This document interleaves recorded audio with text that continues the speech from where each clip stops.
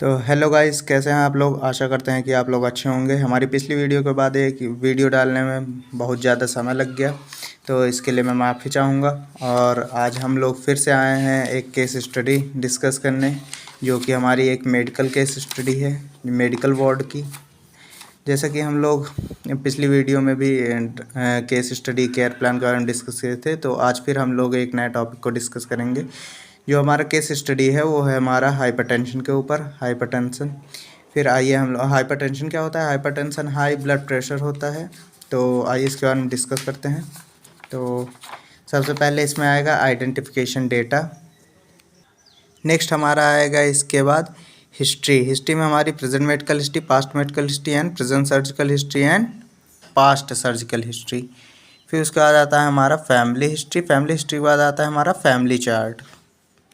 Family chart के बाद आता है हमारा फैमिली ट्री एंड की टर्म्स। फैमिली ट्री में आप लोग जब भी फैमिली ट्री बनाएं तो ये ध्यान रखें कि आप लोगों को 3 जनरेशन की बनानी है, क्योंकि बहुत सारी डिजीज़ होती हैं जो generation to generation pass on होती रहती हैं।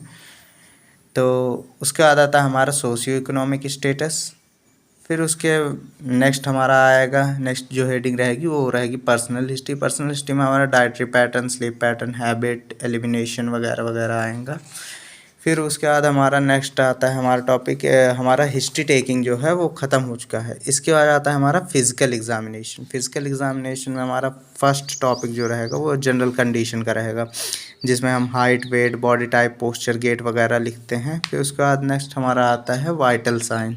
आप लोग फिज़िकल एग्जामिनेशन में ही वाइटल साइन भी इंक्लूड कर सकते हैं।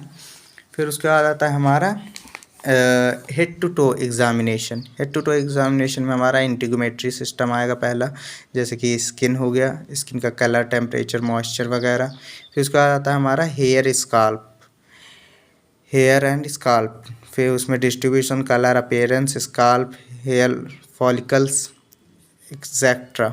फिर उसके बाद आता है हमारा आइज़। आइज़ में जैसे हम लोग उसकी पोजीशन, अलाइनमेंट, आईब्रोज, कंजक्टिवा, ये सब देख सकते हैं। फिर उसके बाद आता है हमारा ईयर्स। ईयर्स के बाद आता है हमारा नोज़ एंड फिर माउथ एंड फेरिंग्स आएगा। उसके बाद नेक आएगा, थोरैक्स एंड लंग्स आएगा, हार्ट आएगा। फिर उसके बाद ब्रेस्ट आएगा। आप लोग इसमें ध्यान रखिए, देखिए इसमें चेस्ट और ब्रेस्ट दोनों का होता है, क्योंकि चेस्ट जो होता है वो मेंस में होता है और ब्रेस्ट वुमेन्स में होता है। तो आप लोग इस चीज़ को ध्यान में रख के फिजिकल एग्जामिनेशन करेंगे। फिर उसके बाद आता है हमारा अब्डोमेन। फिर आएगा जेनाइटिलिया एरिया। फिर आएगा rectum and anus, musculoskeletal system, neurological system. हमारा आएगा मेंस्ट्रुअल हिस्ट्री। मेंस्ट्रुअल हिस्ट्री के बाद आता है हमारा लैब इन्वेस्टिगेशन। हम लोग क्या क्या इन्वेस्टिगेशन करवाते हैं उस चीज़ को भी आपको नोट डाउन करना पड़ेगा। उसके बाद आता है हमारा नर्सिंग डायग्नोसिस, जो कि एक बहुत ही इम्पॉर्टेंट टॉपिक है, नर्सिंग डायग्नोसिस। उसके बाद नेक्स्ट हमारा आता है एनसीपी। एनसीपी में आप लोग कोशिश करें कि ज़्यादा से ज़्यादा एनसीपी बनाएं और कम से कम 3 एनसीपी तो ज़रूर होनी चाहिए।